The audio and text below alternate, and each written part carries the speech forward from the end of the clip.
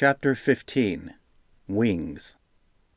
The Legion of the Brotherhood wore black robes over their chain armor for the first time in 2,000 years.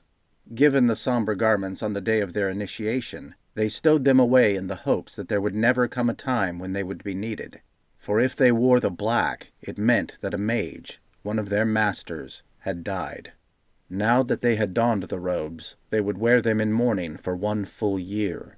For Spirion, the robes merely confirmed his dark suspicion that Father Alamon, the head of his order, his mentor and friend, was dead. Another man, tall and thin in robes of velvet green, lowered his cowl. Thick spectacles enlarged his eyes so that they could have been any size behind the oval lenses, and a long, pointy nose protruded above a flowing white beard that rivaled even Quandis's. The man blinked, appraising the people in the courtyard as if he were unaccustomed to crowds. His eyes narrowed when he spied Spirion. "You told me the woods would be safe in the daylight," he said accusingly. His voice was high-pitched for an older man. "I am pleased to see you as well, brother," replied Spirion. "Did you have difficulties reaching us, Pathos?" "Oh, yes, we had difficulties," the wizard Pathos replied, pushing his glasses further back on his nose. "There were trolls in the woods. Was there no one else to whom you could have sent that blasted bird?" "There is no one I trust more than you. Our father is gone, then." Pathos sighed. "So you know."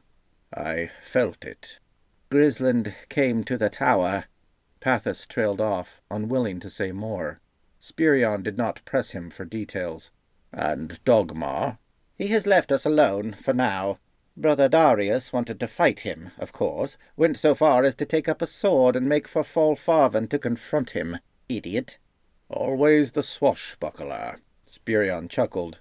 "A dead swashbuckler with a silly mustache is what he would have been. The split likely would have collapsed immediately, and we'd be facing annihilation come summer.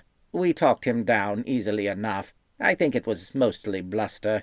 Personally, I don't see why Grizzland didn't just wipe us out and be done with it, since his goal seems to be nothing short of dooming Alnorda for good." "I suspect he is enjoying his hold over us and does not consider us a threat. He will try to use us all to achieve his goals, as he has done in the past. Of this I am sure. There is nothing in this land that frightens him now." "With good reason," Pathos said with a grimace. "It strains me to light my reading lamp.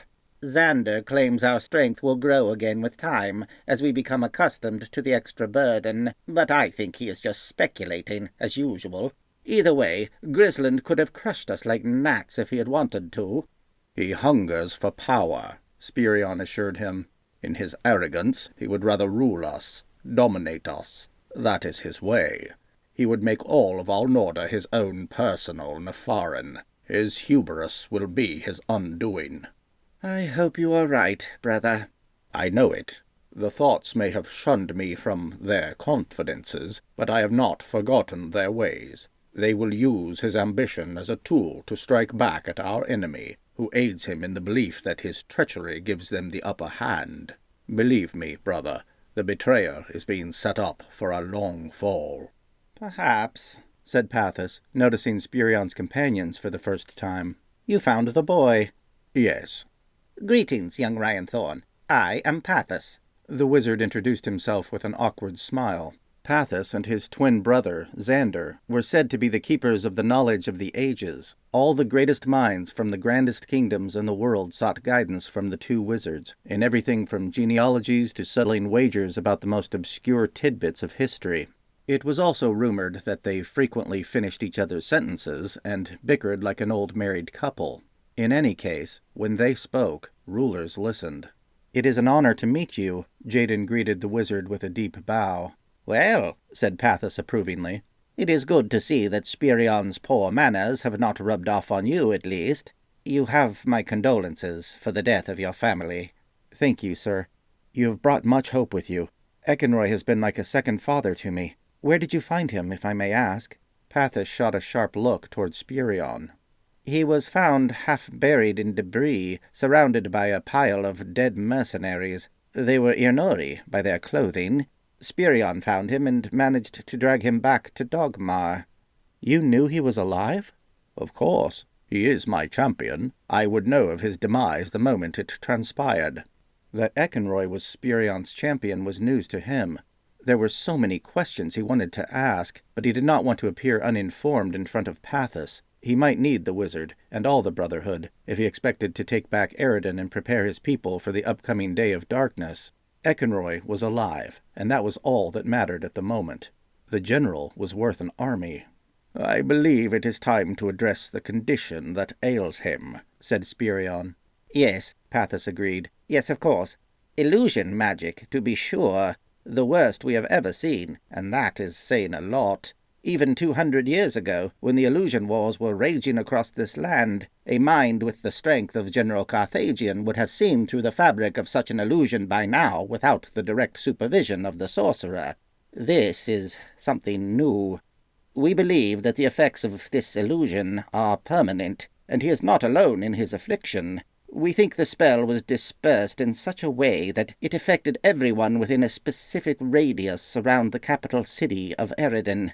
The implications of what the wizard was suggesting were staggering.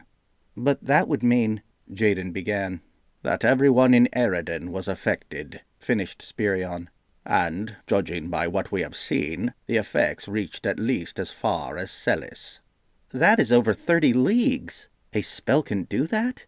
"None that any of us have ever encountered, which is what concerns us most," said Pathos. "To cast this spell, if we are going to call it that, Grizzland had to have had outside help.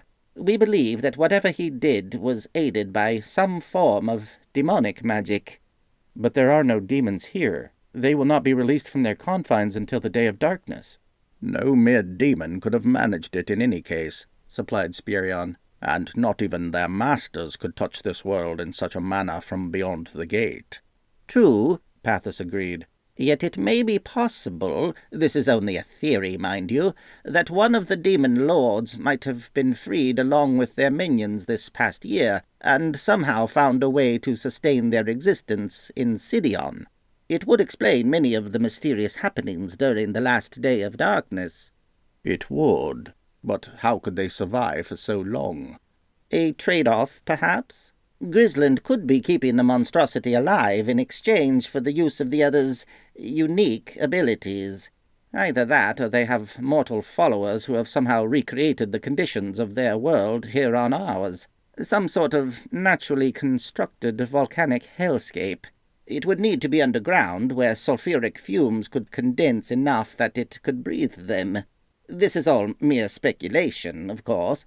"If that's true," Jaden reasoned, "what's to keep the other nations from suffering the same sort of attack as Eridan?" A brief look passed between the two wizards that said they knew something they were unwilling to share with him. He let the look pass without comment, his attention diverted by cries from the remaining wagons, and by the sight of Ekenroy still in chains. Sidra, Quandis, Ekenroy, the refugees in the wagons, all of them had fallen under the grip of the deadly spell, and the Day of Darkness was approaching all too fast. A sense of urgency was building in him that was difficult to force down. He took a good look at Ekenroy and frowned. The general appeared calm. He was even smiling. Curious, he approached the big man. "Do not get too close," Pathos warned. "The man you know as Ekenroy does not recognize you now. We believe that he sees you as an enemy, as he does all who mean no harm to him. To balance the spell, we believe, those who mean to harm him appear as friends or loved ones. For this reason, anyone suffering the effects of this terrible illusion must not be allowed to roam free, for their own protection as well as others. We have no means that we know of at our disposal to dispel the effect." "That is not entirely true. Our young prince here seems to have the ability to cancel the spell's effects with only a touch." Pathos's mouth dropped open. But that would mean—" "You have had a long journey, brother, for one unaccustomed to travel," Spirion said quickly. "You need your rest." Yes, indeed." Now it was blatantly obvious that they were keeping important information from him, and he was about to inquire exactly what that information was, whether it ruffled their feathers or not, when Quandis appeared. He had cleaned himself up, put on new robes, and looked to be in as good a mood as Jaden had ever seen him. "Now that is a proper beard," exclaimed the cantankerous old prophet when he saw Pathis, simultaneously managing a contemptuous sidelong glance for Spirion. "Which one are you, then, Xander or Pathis?" "I am Pathis." "This is Quandis," Spirion introduced him with a sigh. "The new prophet of humankind, sent by the thoughts to irritate me in our time of greatest need." "Prophet?" Pathis shook his head in wonder. "You have been busy, brother. Events are certainly building towards something. I wish you would have—" "You and I have much to discuss," Quandis interrupted, eyeing Pathis as a dog would a new bone. "We do? I am a student of history. You are supposedly the master. This we shall see."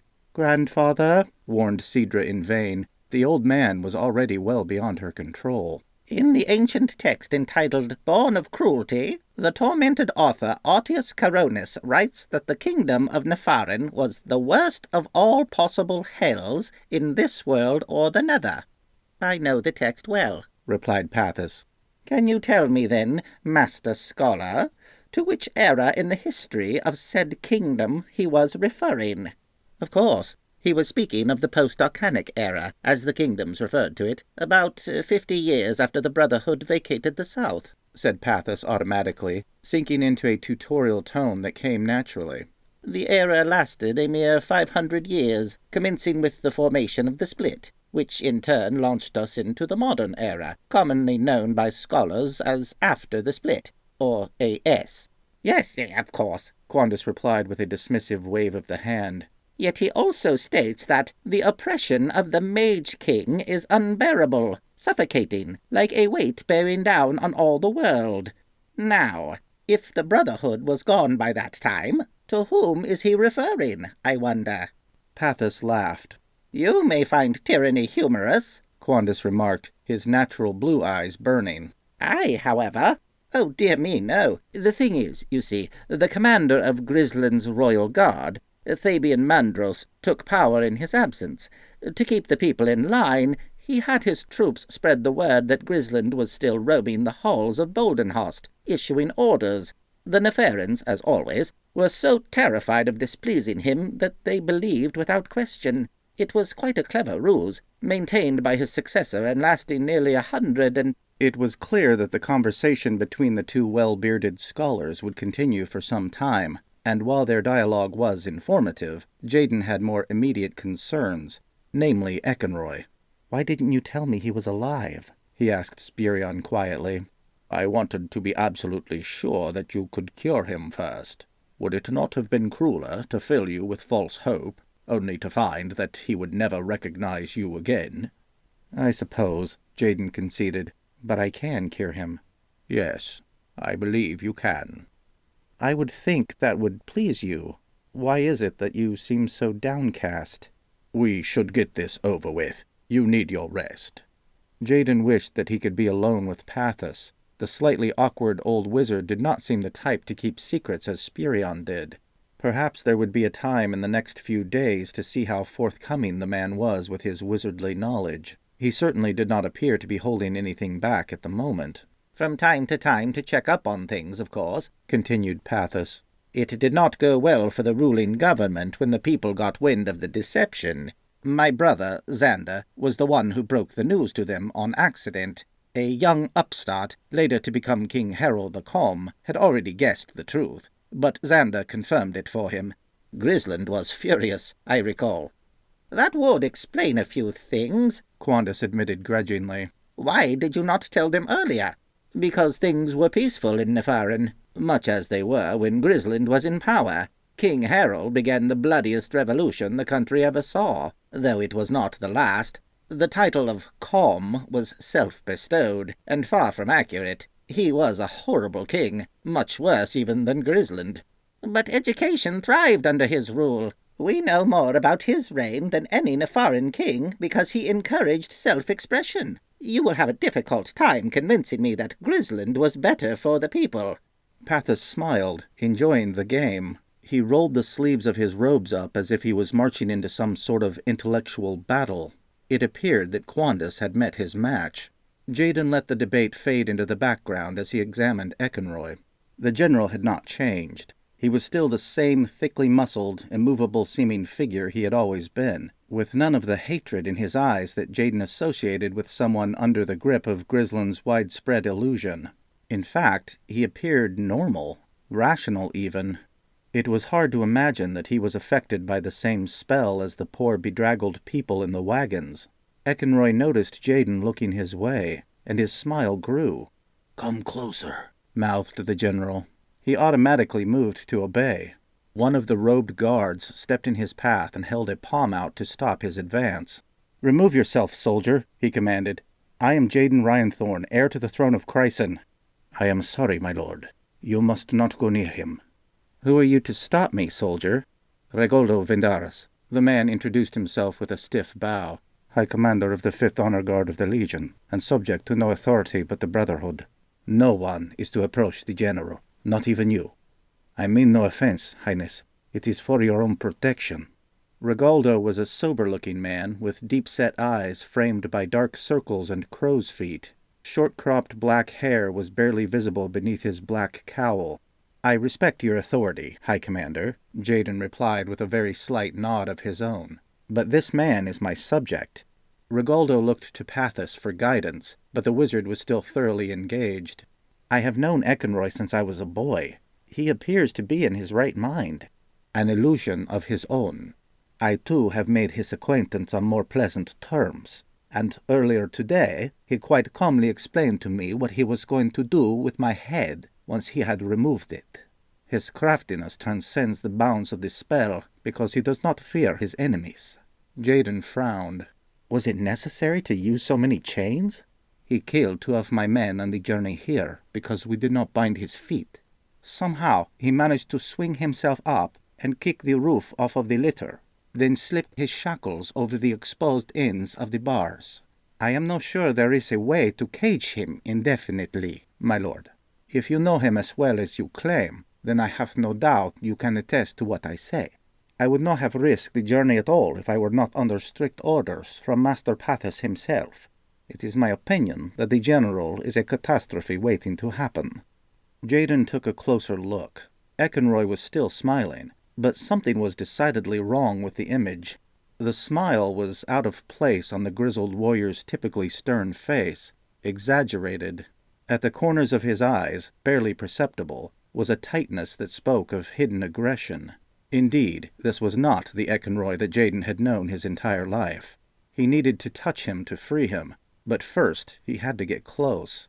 At that moment, the general looked past him to where a group of children had gathered around Guan and Zaria, ogling the exotic foreigners with curiosity, and even daring each other to be the first to touch one of the pair. Zaria looked to be enjoying the game, while Guan was content to let her stand between him and the youngsters as a shield, apparently more afraid of them than they were of him. The overly friendly ploy on the general's face was replaced by an indecipherable expression that Jaden had never seen from him.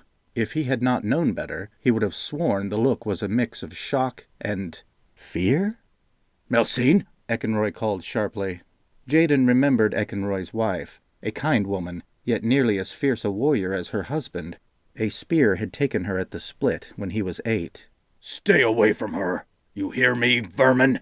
Stay away!" The general snarled, thrashing against his bonds. The guards from Dogmar readied themselves as the cage shook violently. "Melsine!" he roared in anguish. "Stay back, my lord!" Regoldo shouted at Jaden, turning to face the enraged general. "Blunt weapons only!" he commanded his men. With a mighty yell, Eckenroy put all his weight into one long, flexing pull. The metal creaked in protest. Suddenly, one of the bars broke away from the hastily reinforced roof with a snap. In a flash, he looped the chains attached to his right wrist over the exposed end, freed his hand, and was pulling with both hands on the bar attached to his left. It, too, gave way. Throwing himself to one side and then rocking violently back the other way, he toppled the cage. The roof exploded outward as the structure landed on its side, and he spilled onto the courtyard with the wreckage. The guards from Dogmar immediately pounced, but Eckenroy dodged their blows quick as a viper, knocking them aside like they were children. Shouts came from the side of the courtyard as Garrod appeared with a small guard of his own. "Help us!" shouted Regoldo. The soldiers hesitated only a moment before charging after the general. Eckenroy ripped a cudgel away from one of the Legion's warriors and set about bashing anyone who came near him with it. The main focus of his attention, however, was the pair of young Drogal Far. He made a mad dash for them, but the chain attached to his right ankle was still connected to one of the bars that had not broken completely loose. The chain went taut, bringing him up short, but he managed to remain upright. When he reached down to yank it free, the men from Dogmar pounced, piling atop his back and driving him to the ground with the weight of numbers. Garad's soldiers joined in, creating an immovable pile of bodies atop the thrashing general. Grunts of pain emanated from beneath the pile, clear indications that Eckenroy was not yet ready to concede. Jaden threw himself into the mix as soon as he saw an opening, worming his way between arms and legs to reach the pinned-down man. Elbows and knees occasionally struck his broken ribs, but he did not let it stop him. He fished around with his hands, touching numerous unidentified body parts in the process, until finally he found an enormous calf muscle that could only belong to Eckenroy. Scooting the pant leg up that covered it, he touched the exposed flesh beneath. The pile went still. "Get off of him!" Jaden commanded. A few of the men looked at him as if he was crazy, but others slowly obeyed. When nothing happened, the remainder cautiously dismounted. Eckenroy was panting heavily, looking around with the uncertainty of a wild animal released from a trap into unfamiliar territory. His eyes rested on Jaden. "Am I dead?" "No, you are home." The general rose shakily to his feet and surveyed his surroundings, trying to take it all in at once. "Not quite."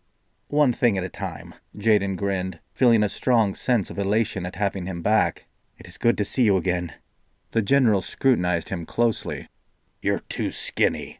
"And his ribs are broken," Spirion added, approaching with a disapproving shake of his head. "Welcome back, my champion." "Master," Eckenroy acknowledged the wizard with a nod. "what happened to his ribs?" "He killed a troll." "Course he did. I trained him myself." He frowned when he saw the Droka, both of whom were staring at him as a rabbit would stare at a wolf. "What are those?" Spirion sighed, still clearly unhappy that the two were not safely under the mountain where he felt they belonged. He briefly explained Jaden's discovery of Druenya and the Drogal Far, and how the pair had apparently run away to find him. "I saw her," said Eckenroy in quiet wonder. "It was my wife, Nalcine. She was standing amidst a sea of demons. It was so real." He shook his head to clear the image. "This is Grizzland's doing as well?" Spirion nodded. "Where is he now?" "To the north. At least he was." "Then let's go kill him." "First, we must take back Eredin," Jaden interjected. Eckenroy turned a hard stare at him.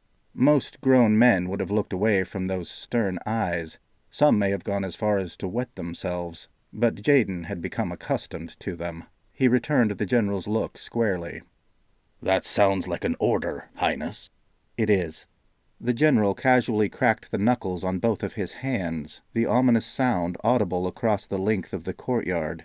He flexed his broad fingers and took a deep breath, savoring his newfound freedom. "It will be my pleasure." It was dusk before the last of the refugees had been freed, and Jaden could finally make his way up the long, circular ramp that led to the royal guest chambers. The walk felt strange without the presence of his mother and father, who had always accompanied him to Mora in the past. His room, with a breathtaking view over Windthorn Lake, was richly furnished with velvet and oak. It was a difficult decision to choose the porcelain tub of steaming hot bath-water over the canopied feather bed, but a servant had just finished filling the tub, and it felt wrong to have the fellow go through all the trouble for nothing. The servant gave Jaden a list of tantalizing options for dinner, from which he chose a delicious-sounding roasted game hen stuffed with goat cheese and greens, and then left him to soak in privacy. He had managed only a quick rinse of the hands and face earlier in the day, after his ordeal with Dergmont, and judging from the amount of dirt and dried blood in the water, the bath had indeed been the right choice. It seemed a shame to discard the once beautiful white shirt which Spirion had so recently gifted him, but the servant raised a curious eyebrow when he debated keeping it. Stained and torn, it hardly resembled the gleaming silk garment it had been when he had put it on, so Jaden reluctantly agreed to let the man take it away. It had more than served its purpose, he supposed, by helping to get them into the city. The wide closet had already been filled with new outfits, though the way Spurion and Eckenroy had looked at him when he suggested joining them at the barracks in the morning to inspect Mora's troops made him seriously doubt that he would be trying any of them on soon. The nearly ever-present fog had finally lifted, but the sky was too overcast to produce more than a dim, rosy glow in the clouds closest to the looming mountain range. The weather left little hope for a panoramic sunrise either. There was nothing, in his opinion, like the sun rising on a crisp, clear morning, bringing with it an untold day of exploring and adventure. At least, that was how he used to feel. He still longed for the untold days, but sadly not with the fervor that he used to. He ate dinner alone. Spurion insisted that no one visit him until he had a full night's rest. Then he slipped wearily, blissfully, into the soft bed. Sleep came instantly, and disturbing dreams with it. Matthias smiled, holding up a cloth bandage. "I can fix your ribs," said his friend with a grin. Jaden looked down, and to his surprise saw that there was a large hole through the center of his belly. He could see Cedra on the other side, bathing in the river with her back to him. When he looked up, Matthias had transformed into a troll. "Hold still," said the Matthias troll.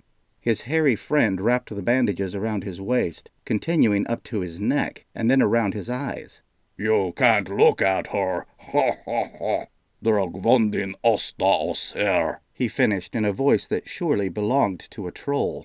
Then someone was leading him down an underground hallway. It was Spurion. He reached up to remove the bandages from his eyes. "Don't. They will recognize you." "Who?" "Your parents." They had stopped walking, but were still moving. He knew because a green light would glow brightly for a moment, and then fade away, only to reappear a few moments later. "Druenya." "I am taking you to live with the Droka, where they will never find you." "I can't go. I have too much to do." "You have to. They are holding funeral services for General Eckenroy." "But he's alive!" Jaden yelled, reaching up to remove the blindfold. It would not come off. Someone was speaking in the distance, but he could not quite hear what they were saying. As they neared the source of the voice, he began to make out words. "Slayer of dragons," said Meru. "Mighty general, renowned warrior, slave to wizards, friend of the jealous thoughts, false betrayer of false kings." The voice changed into Grizzland's. "Brutish, uncouth ox of a man, poor husband to a barren wife, weak-minded, pathetic, villainous." The wizard droned on in that familiar tone he used when trying to teach Jaden a lesson that he assumed would not be understood. "Lies! You are a liar!" Jaden shouted. "Shh! Don't interrupt. Unfaithful, untrue, servant of demons." "I will kill you!" He blinked, and the bandages were gone. Fields of lush grass and vibrant flowers surrounded him. This was Crysin as he remembered it. It was the beginning of the day, he was sure, but the sun was not rising. An invisible presence was holding it down. He ran toward the horizon, determined to release it. The land passed in a blur. At last, he jumped as high as he could, leaping up among the wispy tendrils of puffy white clouds. At the top of his ascent, he saw that a hooded demon was holding down the glowing yellow ball of light. "Stop!" he shouted. The demon grunted, mumbling something in a low voice. "What? I can't hear you!" "Move," the beast said low. "I still can't hear you!" "Move," said the demon in a voice that sounded 1,000,000 miles away. "Move? Did you say move?" "Move," said a voice that did not belong to the demon. Jaden opened his eyes, just a slit. A dark form hung above him, poised like a scorpion's tail, ready to strike. Something shiny glinted from the intruder's hand in the dim light. The doors to the balcony were open. A stiff breeze caught them, causing them to bang against the wall with a dull thump. He had not bothered to lock them. He rolled, flinging himself from the bed. His blankets wrapped around him, cushioning the fall but tangling his arms and legs. He could hear the ripping of material as something sliced through the feather mattress where he had been laying only an instant before. The would-be assassin grunted in surprise. Jaden thought about crying out to his guards, but knew there was no time. Working free as fast as he could, he sprang to his feet. The room was empty. He looked everywhere, even checked the balcony. No one was there. The outer wall of the castle was a sheer drop to a small ledge of natural rock, barely wide enough for one man to stand, followed by another drop of a few 100 feet to the beach. Convinced that no one could have come that way, he rushed out the front door. Dim lanterns shone down on the 2 startled guards that Spurion had ordered to watch his door during the night. They turned to him instantly. "Is anything amiss, your highness?" one of them asked. "Did someone come through this door?" "No, highness. I swear it on my life." Jaden stared intently at the man, trying to spy any subterfuge, but the guard appeared to be genuinely concerned, as did his comrade. "Come with me," he ordered them. Lighting the oil lamps, he carefully inspected his room once more, checking the closet, behind the dresser, the standing mirror, and even beneath the bed. Nothing. Had he dreamt the encounter? He examined the mattress. Several thin slits, with bits of feathers and stuffing protruding, were cut neatly into the fabric right where his neck would have been. It was no dream. Someone, or something, had tried to kill him. "Something with wings," he thought with a shiver. He dismissed the guards and locked the balcony door. In the morning, he would request that the men be replaced. He did not believe that they had anything to do with the attack, however simple the explanation would be, but it was senseless to take chances when his life was at stake. Eventually, he found the nerve to douse the lights and crawl back into bed. As exhausted as he was, sleep did not return that night.